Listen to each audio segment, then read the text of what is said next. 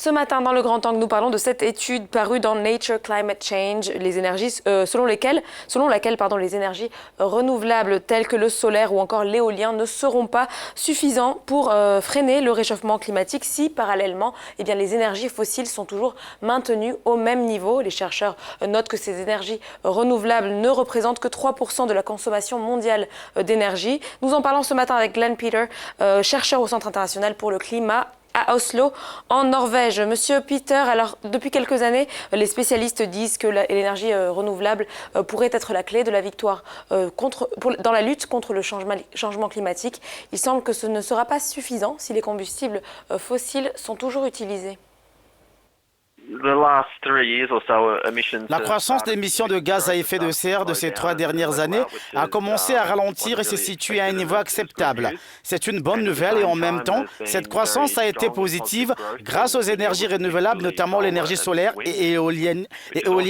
Mais il y a également des développements dans d'autres secteurs qui n'aident pas à faire baisser les émissions aussi vite que nous le voudrions. La croissance de l'énergie éolienne ou solaire, par exemple, n'est pas nécessairement la substitution des combustibles fossiles, mais c'est de l'énergie supplémentaire en plus de ces combustibles.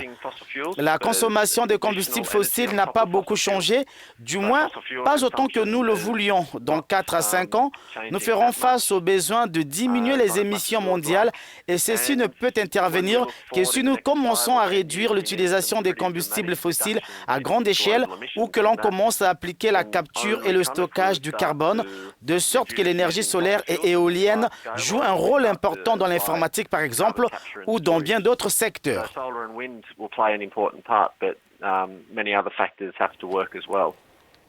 Now, Peter, there is a general agreement that fossil fuels are doing a lot of damage on the environment. Alors, il y a des informations que les fossiles font des dommages au niveau de l'environnement.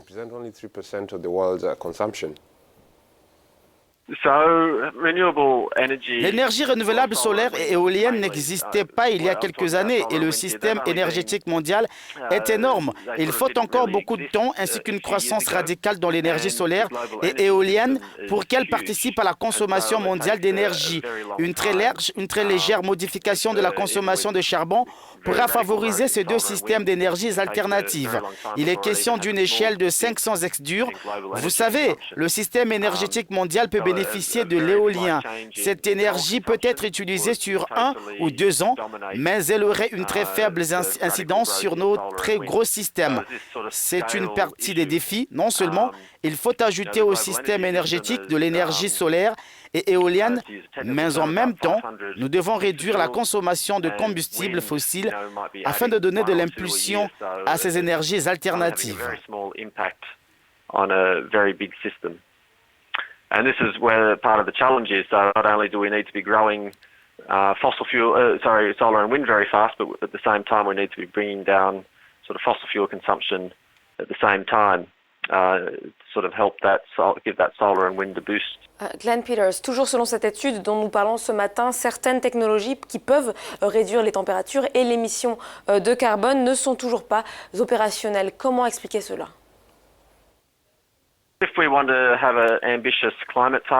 Si nous voulons avoir un objectif climatique ambitieux avec des températures inférieures à 3 degrés, alors nous avons besoin de 0 émission mondiale de gaz à effet de serre d'ici à 2050. C'est très difficile à obtenir. Par exemple, nous pourrions avoir un peu de production agricole, un peu de riz, du bétail. Nous pourrions avoir encore quelques pays pauvres qui utilisent toujours le système d'électricité par charbon et ainsi compenser dans certains cas par de l'émission positive.